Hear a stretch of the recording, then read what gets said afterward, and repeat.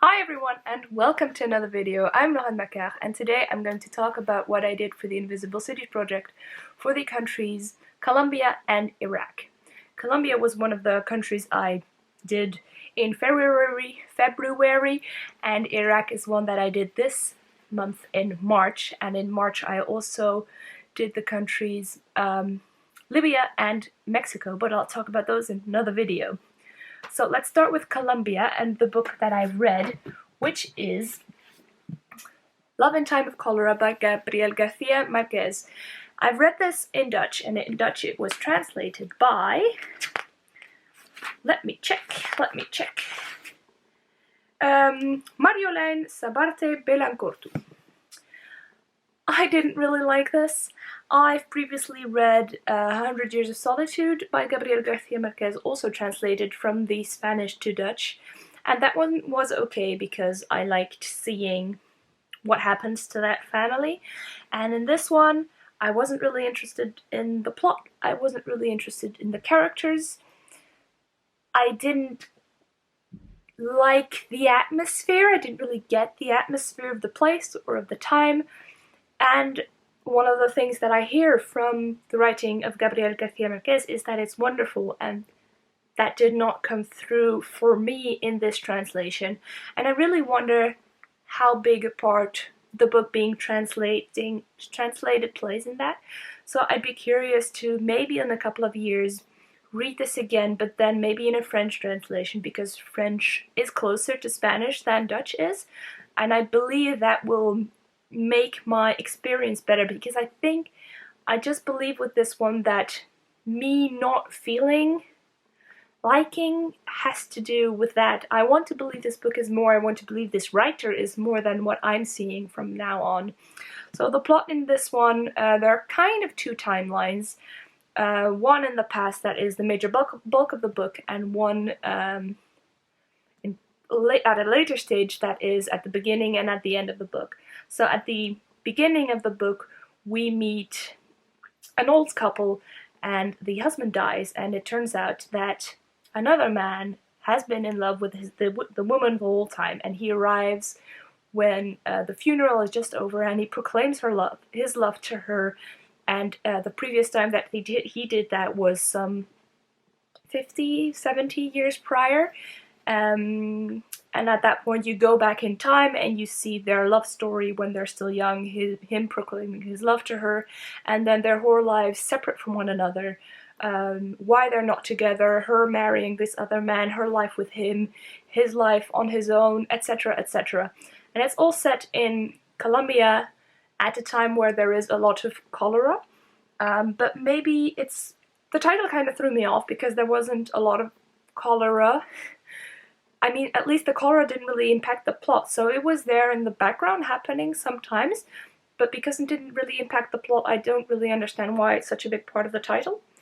As I said, I didn't really like the characters. I liked that they were complex and I understood why they were the way they were, but there's something about them that doesn't really make them likable, and I like likable characters, and they weren't even unlikable enough for me to hate them. I would have preferred that even. So yeah, I'm a bit disappointed by this one. It was a bit meh. And I was expecting a lot more magical realism. I didn't really see the magical realism in this. I would have expected the magical realism to be a little bit more explicit. Maybe it was too implicit for me to really appreciate it. But I do believe there is more in this than what I took away from it. So if you've read it, I'd love to hear what your experience was. Now, we watched a really cool series for Colombia. It's called Frontera Verde and it's on Netflix. I think it's an original series and there are 8 episodes. And so it's set in the jungle in Colombia, and it starts out, the premise is kind of detective-y, but it's a lot more than that, because 4 women are found in the jungle and a detective goes to the town nearby to research what's going on. And the detective, she actually comes from that region, and she had to leave when she was a child after her house was burned down and her mother had died, and they never kind of discovered what happened, who burnt down the house, etc. So there is emotion there that starts coming back, and the past and her memories. The story has a lot of magic also in it. There we get the influence of different tribes in the jungle that do or do not have contact with the town. And there are some characters that have a magical bond with the jungle, and that starts playing a role. And we have some things that happened in the past, some things that are happening in the present. There are different forces trying to use the jungle in different ways, and it's a very cool series because you don't know where it's going. Often with series and movies, more than with books, I believe. Maybe that's just the things that I'm watching because I'm not a huge series or movie watcher anymore. You kind of know where things are going. Maybe not actually what is going to happen, but you know the direction it's going in. And with this series, even after 3 episodes, I was like, I don't understand what is going on. Where is it? But it was so intriguing. It's not a I don't understand, I'm gonna stop. It's a I don't understand, I want to watch the rest kind of thing. And even the episode before last was like, where's it going? What is with that? So yeah, I really, really liked it, and the actors are really good. I thought the way it was played was really good. I really liked, apparently, some of the actors were people from tribes that are actually in the jungle, so not only people that were play acting, but people that are actually in those situations. And so that was pretty cool. I really liked the way the jungle was portrayed as an entity, the different tribes, seeing those, and even I mean, it's pretty cool when the series is in Spanish, but when they talk to the tribes, they use the language of the tribes, and I was proud that I could hear that.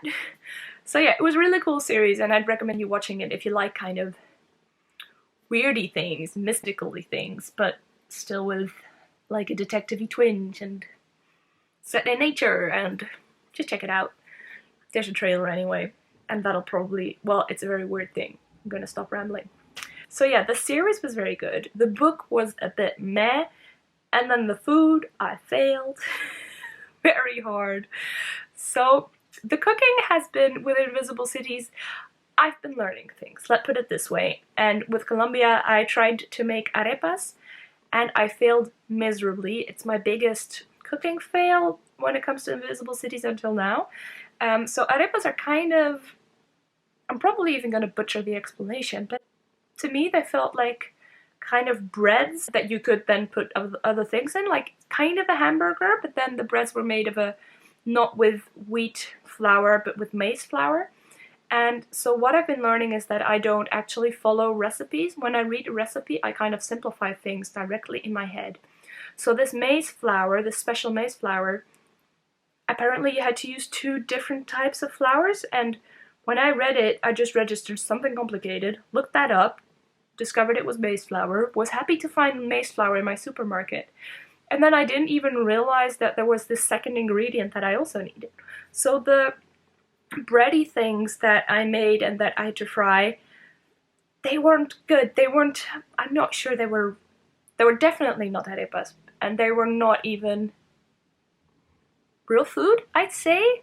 I mean, the inside still wasn't cooked, and I don't see how it could ever have gotten cooked. So yeah, it was a very big fail, and even the inside, like the products that I use inside, the recipe proposed to use certain beans and guacamole, that was good. And then I looked at the picture and thought, oh, and that's sweet potato. So I got my sweet potatoes, fried them, and when I was looking at the recipes, I realized that they didn't name it sweet potatoes, and I looked at the name. Turned out it was baked banana.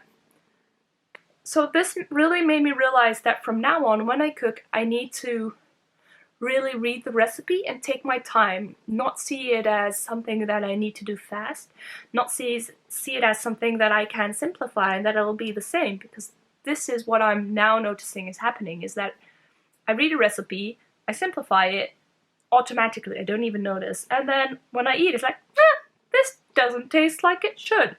Well, maybe that's because you're not using the same ingredients, stupid person. So I'm gonna take that away from this experience, and from now on my cooking is going to be improved. And I'm very sorry for the arepas, I'm very curious how they really taste. They sound delicious. That was Colombia. Then I went to Iraq, and for Iraq the cooking already went a lot better. So first of all, I started easy. I've been making a lot of main dishes, and I thought maybe I should make something sweet, like a snack or a dessert. And I found this very cool cooking blog that I'll link down below that has a lot of recipes, also from Iraq, also from Morocco or North Africa, or in general, or Middle East in general, or even Turkey. And they also had desserty snackish options, and I ended up making these apricot coconut little balls, and it was very easy to make. It was just mixing and mashing apricots and coconuts, slivers, thingies. And yeah, it was very good. It was very sweet. It was very easy, and I mean, I managed to make it. I think I made the actual thing. I think it tasted like it should. I'm still half planning to still make one of the dessert cakes that with dadles and stuff, but I just haven't made the time yet. And I need to, so there's a special type of syrup that you have to make, and I need to make sure that I take the time to do that instead of doing it in a Lorraine kind of way and then the thing not tasting well. But I'm still kind of don't really know if I'm going to make time for it. Honestly, I don't think so, because I still have other countries that I want to cook. As for the book, I read Iraq Plus 100 by Hassan Blassim. It's a short story collection. And I said in a previous video that I thought it was non-fiction. It's everything except non-fiction because it's science fiction. So what Hassan Blassim did is, he is himself not set in Iraq, but he asked Iraqi authors to imagine what Iraq would be like in 100 years, and then write sci-fi-ish short stories about it. And so there are a couple of short stories in the book, and the introduction and the outro really explain how the book was made and what the idea behind it was, and it really elevated the short story collection. Because when you read the short story collection, with nearly every single one of them, I buddy read this with Paula from Draw Your Books, by the way, and I'll link her video where she talks about this below.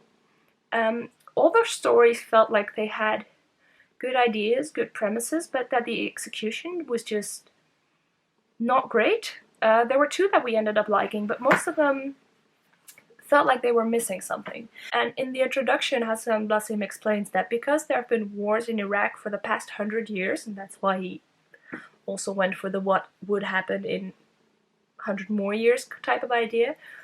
So because it's been at war for so long and there's been fights the whole time, it's very hard for the people there to escape reality, and even for writers to try to separate themselves from what is their day-to-day life. So you're aware of consequences of war being like children suffering, rape, cities destroyed, infrastructure destroyed, people being scared, social structures being destroyed, etc. But you're not really aware of something that is not as important, obviously, as it being difficult for authors to write genre fiction, because you're always being, you have to be in the moment, and the moment is not a happy place. So I really appreciated the book for that. The stories themselves, so there are only two that I appreciated. One was about a soldier that goes back to Earth after being killed after a couple of months, and him discovering, well, first telling the story of how he died, and then discovering what happened to the world and how the world sees him as a martyr.